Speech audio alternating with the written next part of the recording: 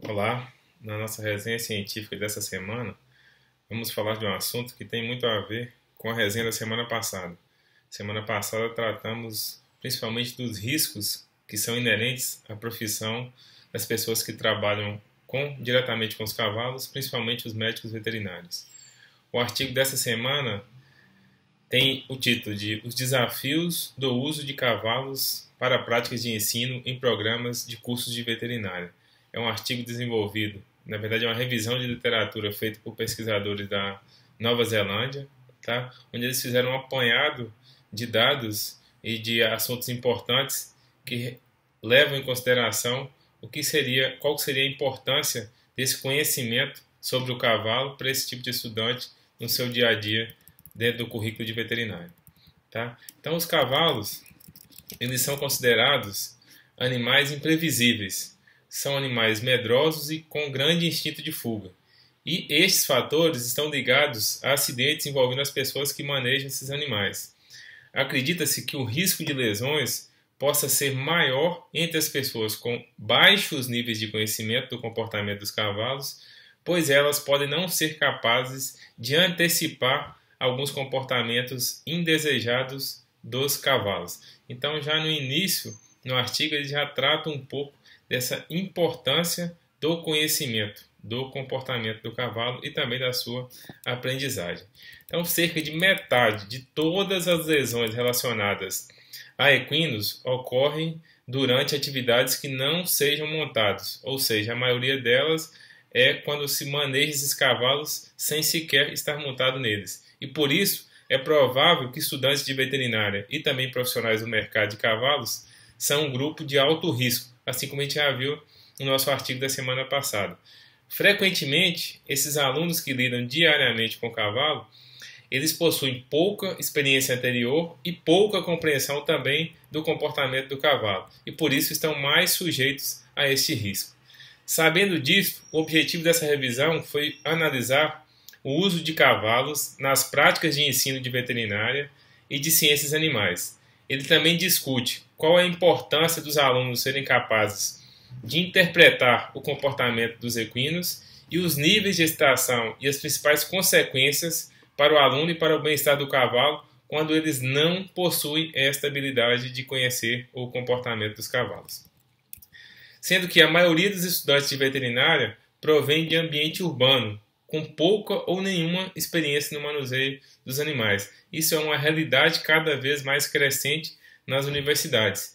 E uma pesquisa também realizada na Nova Zelândia mostrou que 60% dos estudantes de veterinária e também de enfermagem veterinária, curso que a gente não tem aqui no Brasil, mas que existe em alguns países fora, eram alunos provenientes de cidades, sendo que 12% desses vinham de grandes centros urbanos e apenas 18% vinham das áreas rurais, o que não deve ser diferente também aqui no Brasil e em outros países, caso essa mesma pesquisa seja realizada.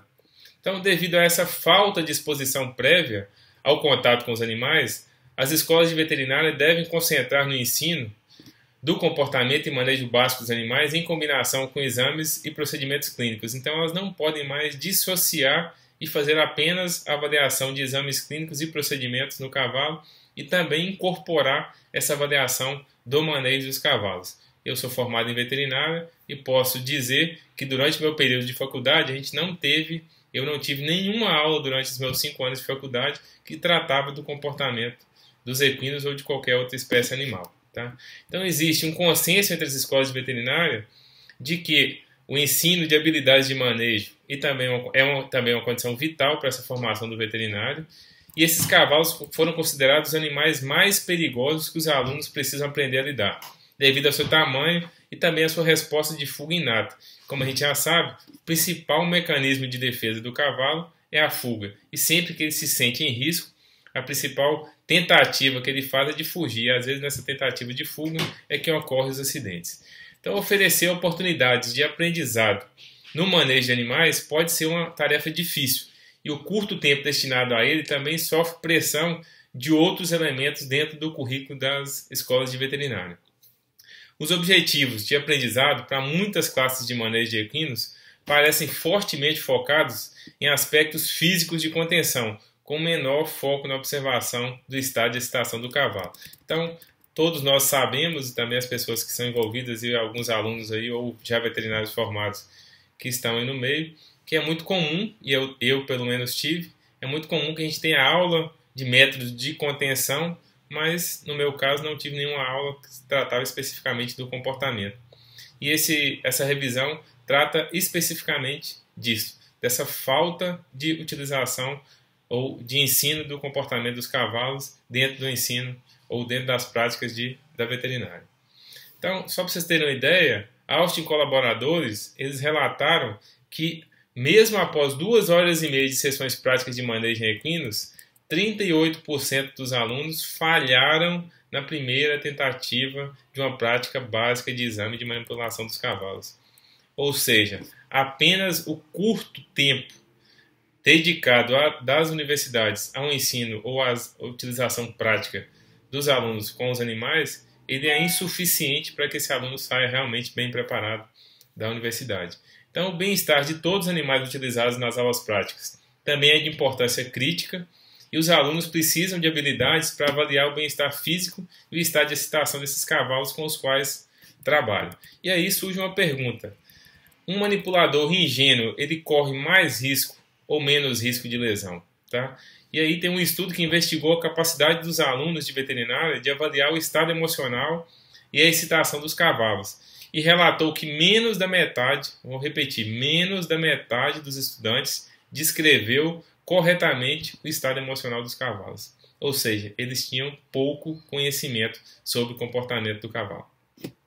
Muitos desses estudantes, especialmente aqueles com menos experiência anterior com cavalos, não conseguiram identificar estados emocionais negativos ou maior excitação dos animais. Então eles não eram capazes de identificar sinais básicos que o cavalo emite antes mesmo que ele tenha essa explosão ou essa tentativa de fuga.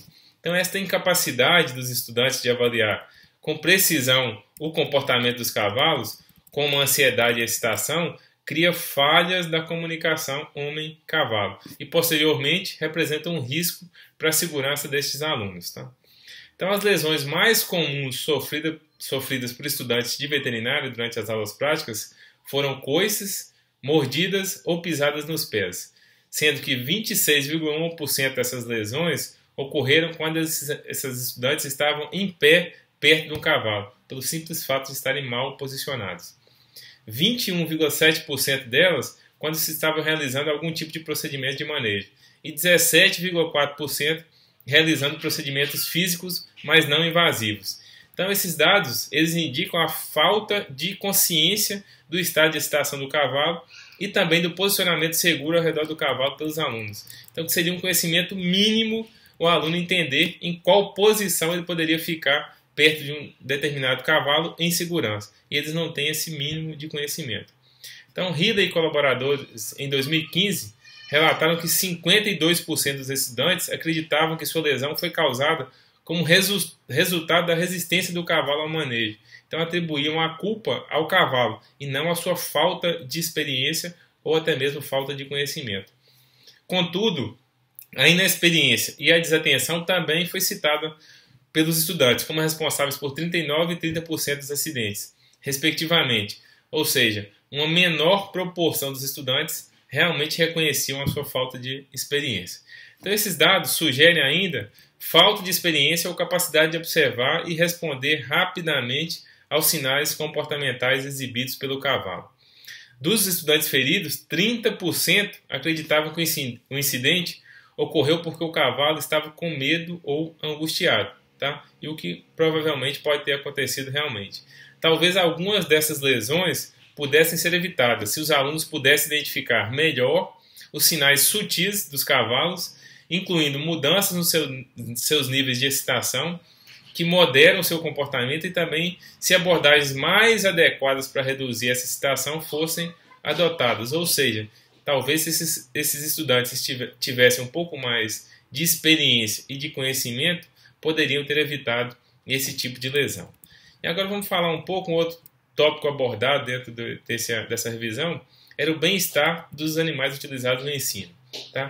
A definição de bem-estar é muito complexa e foi definida por Brum como o estado de um animal em suas tentativas de lidar com o meio ambiente, envolvendo tanto os aspectos físicos quanto os aspectos psicológicos. E aí vale ressaltar e abrir um parêntese quando se fala em bem-estar. Hoje em dia existe um confundimento muito grande do que seria um animal que está numa condição de bem-estar ou que não está em uma condição de bem-estar. E o que acontece muito na sociedade hoje é que as pessoas tentam fazer uma humanização dos animais e acham que se os animais estão numa mesma condição que seria adequada para o humano, que eles também estão numa condição de bem-estar, o que na maior parte das vezes não é verdade, tá? Vou dar um exemplo bem básico aqui. Alguém que tem um cachorro, cria esse cachorro sozinho, não tem um outro companheiro, esse cachorro é criado dentro de um apartamento, o dono sai para trabalhar, a esposa sai, os filhos vão para a escola, esse cachorro fica sozinho o dia inteiro e à noite eles voltam, dão um pouco de atenção para ele porque eles têm outras tarefas para fazer. Esse cachorro às vezes é levado para se exercitar um pouco, toma banho praticamente toda semana, passa perfume, usa sapato, usa roupinha, come uma ração cara, às vezes até mesmo a mesma comida que os donos da casa. Isso não quer dizer que esse animal está em bem-estar maior do que um animal, por exemplo, de um mesmo cachorro que seja criado em uma fazenda, que não tem uma casinha para deitar, que não vista roupa, que não tome banho toda semana, que o único banho que ele toma é quando ele mesmo vai até um curso de água e se banha sozinho, tá? Que às vezes não está tão gordo, não está com um pelo tão bonito, mas que tem outros companheiros, por exemplo, para dividir o seu tempo durante o dia, tá? Então a gente tem que desmistificar essa humanização que estão querendo fazer com os animais, achando que isso é um efeito benéfico, quando na verdade, na maioria das vezes, ele é maléfico para os animais. Então é um ponto de partida para entender bem-estar. E o bem-estar, uma definição que a gente gosta de utilizar, é aquele quando o animal consegue expressar o seu comportamento natural. Se ele consegue expressar, provavelmente ele vai estar em um nível adequado de bem-estar, tá? O uso exclusivo de realidade virtual, simuladores ou modelos não é prático para ensinar boas habilidades de manejo dos animais, então muitas pessoas defendem a retirada dos animais nas escolas e utilizar apenas modelos virtuais, mas eles não conseguem ser tão realísticos. Por quê? Porque eles não preveem justamente esses fatores emocionais dos animais. Mas com a utilização de animais vivos, no entanto, é de nossa responsabilidade tratá-los com ética. Então a gente tem que tratar esses animais com devido respeito e cuidado. As propostas de ensino hoje devem se basear basicamente em 3 pontos, que seria a substituição em boa parte desses animais por modelos que consigam substituir, entre eles esses modelos virtuais, pela redução do número de animais trabalhados para o ensino e também pelo refinamento de manejo. E talvez essa seja a ferramenta mais importante. Trabalhar cada vez melhor, entendendo cada vez mais o comportamento dos animais. É claro que a interação diária entre homens e equinos influencia bastante a maneira como os cavalos percebem os seres humanos e a relação entre eles. Não é de se estranhar que a gente pega um cavalo que convive diariamente com o ser humano, ele tenha menos reação aversiva ao ser humano às vezes do que aquele cavalo que raramente tem contato com o ser humano, tá certo? Um outro item abordado foi a incapacidade de um manipulador de ler o comportamento do cavalo e quais são suas implicações para o bem-estar do cavalo. Esse manipulador inexperiente. E aí se verificou que estímulos aversivos combinados com pouco reforço positivo aumentam o risco de entrada de cavalos em estados emocionais negativos. Entre eles a excitação, por exemplo, que pode afetar o seu bem-estar. Então, os cavalos utilizados no ensino de veterinária, eles são frequentemente tratados por um grande número de alunos com diferentes habilidades e com diferentes experiências. E, em grande parte, como a gente já viu anteriormente, com baixa experiência. Portanto, é possível que haja inconsistência no manejo, o que pode levar a um aumento dos níveis de excitação e ansiedade desses animais. Tá? Um outro ponto também discutido foi o equilíbrio entre carga de trabalho e experiência. Então, a literatura sobre psicologia e gestão de negócios descreve os conceitos de fluxo e otimização de estresse quando é alcançado o equilíbrio apropriado entre carga de trabalho e experiência. Então, a gente precisa, como tudo na vida, de equilíbrio, no caso, entre carga de trabalho e experiência. Nesse conceito, os indivíduos atingem um fluxo ideal quando a frequência e a complexidade das tarefas são apropriadas ao nível de habilidade e competência de quem as está realizando. Então, o estresse excessivo ocorre quando a frequência, a complexidade ou a interação entre os dois excede a capacidade daqueles indivíduos que estão as executando. Então, este conceito também pode ser aplicado ao uso do cavalo no ensino da prática de veterinária, tá? Porque muitas vezes alguns manipuladores, por inexperiência, por falta de habilidade, de competência, se tornam às vezes mais excitados, passando essa excitação também para esses animais. Então, para melhorar o bem-estar do cavalo, sua ansiedade e os riscos de lesão dos manipuladores, o equilíbrio ideal entre a aversão aos estímulos, a frequência dos estímulos e a previsibilidade desses estímulos precisam ser alcançados para cada cavalo, porque cada indivíduo tem um comportamento diferente, tá? Então, a punição ou reforço associada a um estímulo específico afetará as respostas operantes e emocionais a sinais semelhantes no futuro, e o cavalo formará uma resposta de associação negativa ou de medo. Então, a gente tem que ter muito cuidado com o que a gente ensina para o cavalo. A gente pode, às vezes, estar fazendo um determinado procedimento que vai provocar respostas aversivas desse cavalo no futuro, provavelmente por uma repetição de alguma coisa que ele aprendeu no passado. Tá? Por causa dos mecanismos de aprendizado, uma vez que a resposta ao medo foi informado, é difícil de apagar. Então, a resposta ao medo ela pode ser modificada, tá? Mas a recorrência de sua resposta espontânea também é provável, caso aquele mesmo fato venha a ocorrer. Portanto, um adequado preparo desses manipuladores e a formação de respostas e associações positivas às práticas de manejo devem ser estimuladas através de quê? Do conhecimento dos mecanismos de aprendizagem dos equinos. Isso não é válido só para os equinos. Deveria valer para todas as espécies que a gente utiliza ou que são estudadas, principalmente no caso da veterinária, e também dos outros demais cursos de ciências agrárias. Um outro dado muito importante, aí tem até a ver uma analogia com aquela que a gente falou do cachorro, que é criado no apartamento sozinho, e o único convívio que ele tem são com algumas pessoas e durante um período muito curto do dia. Então, outra coisa é reduzir o isolamento do cavalo. Cavalo é um ser de grupo. Então, os cavalos são criaturas sociais e, portanto, isolamento social de um cavalo pode gerar um estado de ansiedade aumentado. Estabelecer um ambiente de ensino que atenda a essas necessidades sociais do cavalo, como, por exemplo, a visão de outros cavalos, então não impedir que esses cavalos tenham pelo menos um contato visual com outros, poderia reduzir os riscos de acidentes e deve ser parte integrante de qualquer ambiente de ensino.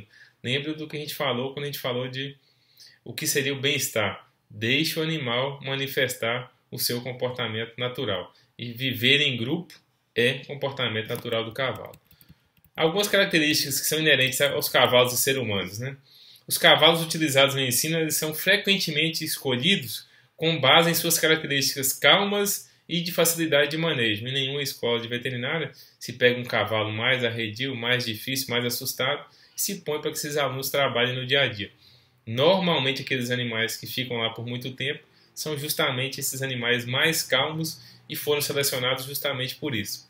Então, embora existam diferenças individuais, e aí esse é um dado importante, foi demonstrado que as respostas comportamentais dos cavalos aos desafios pode ser modificado por fatores externos, como por exemplo o tipo de trabalho e de manejo. Ou seja, inclusive esses cavalos mais calmos podem ter respostas inesperadas se submetidas a um manejo inadequado. Então, em testes para se avaliar o temperamento de cavalos, as condições de criação e o alojamento demonstraram ter maior influência no comportamento do que o sexo e do que a idade dos animais. E aí existe aquele ditado, né? Peão novo, cavalo velho, peão novo, né? E a gente está vendo que as condições de manejo e de alojamento desses cavalos são mais importantes, inclusive, do que a idade desses cavalos e também do que o sexo, já que se tem uma crença que os garanhões, por exemplo, eles são mais agressivos do que as fêmeas, tá? E por razões de segurança, estudantes menos experientes podem se beneficiar de inicialmente interagir apenas com animais mais calmos, então isso pode ser bom para eles, porque nas escolas eles encontram sempre esses animais mais tranquilos. Só que a capacidade dos alunos de interpretar o estado comportamental e também a excitação dos cavalos, ela aumenta com a experiência. No entanto, essa maior experiência pode levar a menor vigilância, porque a pessoa fica mais confiante, pois a desatenção também foi citada pelos estudantes de veterinária como sendo responsável por 30% dos acidentes, tá? Então, muito cuidado também, às vezes os muito experientes podem se tornar negligentes em algumas situações. Estados emocionais dos humanos e suas atitudes em relação aos animais influenciam a comunicação animal-humano. Da mesma forma que influencia a comunicação humano-humano. Se você está no estado com mais nervoso ou mais excitado, você vai ter uma comunicação diferente.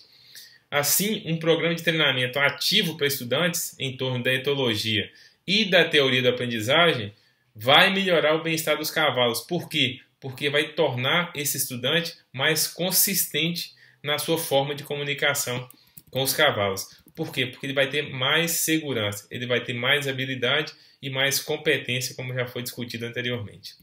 Tá? Na literatura, vários estudos fornecem suporte para essa abordagem, que não apenas oferece uma maior oportunidade para interações positivas entre humanos e cavalos, mas que tem também um efeito indireto no aumento da confiança do manipulador em uma atitude positiva em relação ao cavalo.